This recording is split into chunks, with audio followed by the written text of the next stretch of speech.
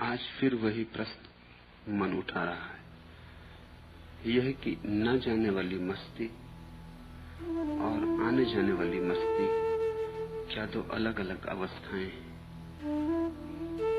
आपने कहा कि 25 वर्षों से मैं एक ही मस्ती में हूं जो कि कभी जाती नहीं, और आपने यह भी कहा कि मंसूर को जब मस्ती पकड़ती थी तो वह और ही आदमी हो जाता था। इन दो वक्तव्यों में विरोध नहीं है, तो विरोध का आभास तो है ही। कृपा पूर्वक इस विरोधाभास को दूर करें।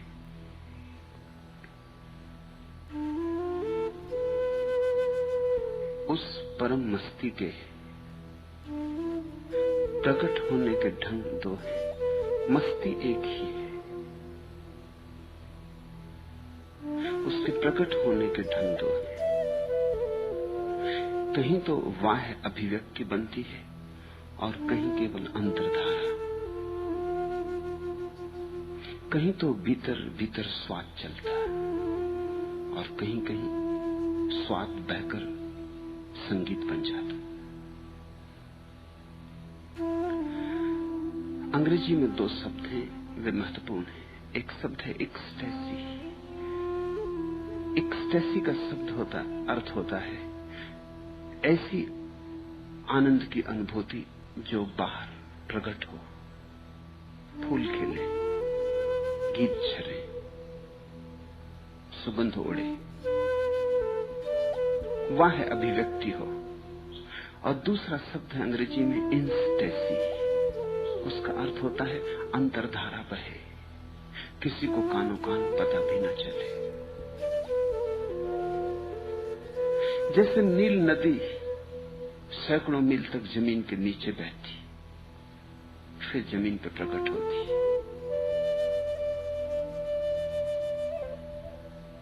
ऐसी ही धारा अंतर भी बह सकती है और बाहर भी प्रकट हो सकती है। जो धारा बाहर प्रकट होगी वो सतत नहीं हो सकती। मीरा कितना ही नाचे 24 घंटे नहीं नाच सकती, क्योंकि जिन उपकरणों का सहारा लेना पड़ता है शरीर का, वह तो थकेगा। मीरा का हो तो भी थकेगा, शरीर तो थकेगा। तो नृत्य 24 घंटे नहीं चल सकता, कभी चलेगा कभी नहीं चलेगा। इसलिए मीरा की अभिव्यक्ति आती जाती मालूम पड़ेगी। इससे यह मत समझ लेना कि समाधि आती जाती है। समाधि तो बहती भीतर, कभी प्रकट होती कभी प्रकट नहीं होती। प्रकटन में बीच बीच में अंतराल आ जाएंगे। कोई 24 घंटे गीत तो नहीं गा सकता है, और वृक्ष भी तो वर्ष भर नहीं फूलते, हर दिन नहीं फूलते, हर समय नहीं फूलते। इसका ये अर्थ मत समझना कि जब वृक्ष नहीं फूला है तो उसके प्राणों में फूल खिलाने वाली रसधार नहीं है। रसधार मौजूद है, कभी फूल बनेगी।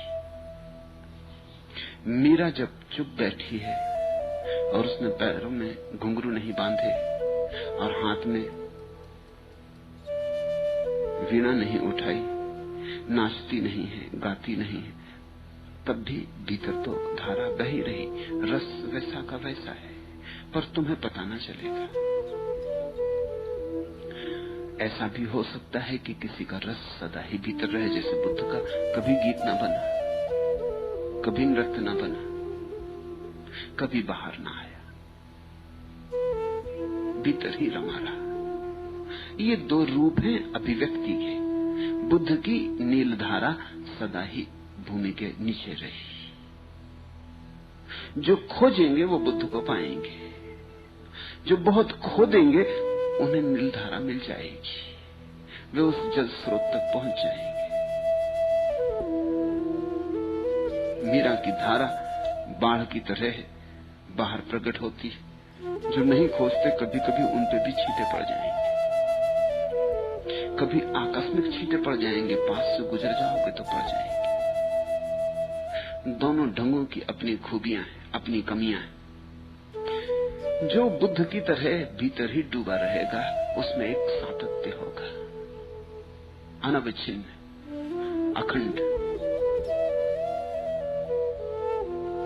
जो मीरा की तरह नाचेगा, गुनगुनाएगा, प्रकट करेगा, उसमें सातत्य नहीं होगा, उसमें विच्छिन्नता होगी। तो जब मीरा नाचती तुम्हें दिखाई पड़ेगी तो एक तरह की मालूम होगी, और जब नाचती नहीं दिखाई पड़ेगी तो दूसरी तरह की मालूम होगी। नाचते समय आविष्ट होगी, जिसको सूफी कहते हैं भाव, अहवाल, हाल। उस वक्त आविष्ट होगी। उस वक्त तुम देखोगे उसकी आंखों में शराब है, लेकिन ये ऐसी शराब हर वक्त नहीं दिखाई पड़ेगी। बुद्ध की आंखों में खोजोगे तो ही दिखाई पड़ेगी।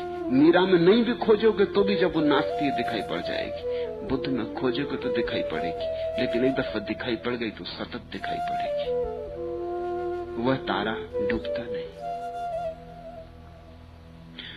और परमात्मा इन दोनों ढंगों से प्रकट होता है।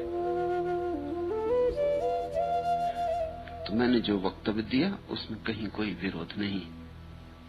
मंसूर आविष्ट होता था जैसे मीरा आविष्ट होती, चैतन्य भी ऐसे ही आविष्ट होते थे, रामकृष्ण भी ऐसे ही आविष्ट होते थे। एक आवेश की दशा है जहां वे अपना सब होश खो देते, जहां मगन हो जाते। उस क्षण जो उन्हें खोजने नहीं निकला है वो भी अवाक हो जाएगा, आश्चर्य विमुक्त हो जाएगा। चाहे भरोसा ना भी ला पाए, लेकिन क्षण भर को उसके भीतर भी जिज्ञासा का जन्म होगा। बुद्ध है, महावीर है, लाओत्सु है, वहां सन्नाटा है। वहां कोई उत्तेजना नहीं है, वहां तूफान नहीं है, उनके सागर में लहर भी नहीं उठती। जो खोजने आएगा उसी को नाद सुनाई पड़ेगा, जो कान लगा के सुनेगा उसी को सुनाई पड़ेगा। नहीं तो तुम बुद्ध के पास से गुजर जाओगे, तुम्हें पता भी ना चलेगा। मीरा के पास से बिना पता चले ना गुजर सकोगे, मानो न मानो, लेकिन मीरा के पास से क्षण भर तो रुक ही जाओगे। जो बहिर दृष्टि है वे भी रुक जाएंगे, बुद्ध के पास तो जो अंतर्दृष्टि है वे ही रुकेंगे। तो मंसूर आविष्ट होता है जैसे मीरा, बुद्ध अनाविष्ट रहते। इसमें विरोध जरा भी नहीं। जैसे परमात्मा हर चीज के लिए दो पहलू चुनता है, बाहर की तरफ, भीतर की तरफ, बहिर्मुखी और अंतर्मुखी, ऐसे ही समाधि भी दो ढंग की होती। अभिव्यक्ति, समाधि के भीतर का स्वाद तो एक ही है, वो मीरा का हो कि महावीर का, कुछ फर्क नहीं पड़ता है। एक दफा जो आ गई समाधि तो आ गई, फिर जाती नहीं, प्रकट हो न प्रकट हो।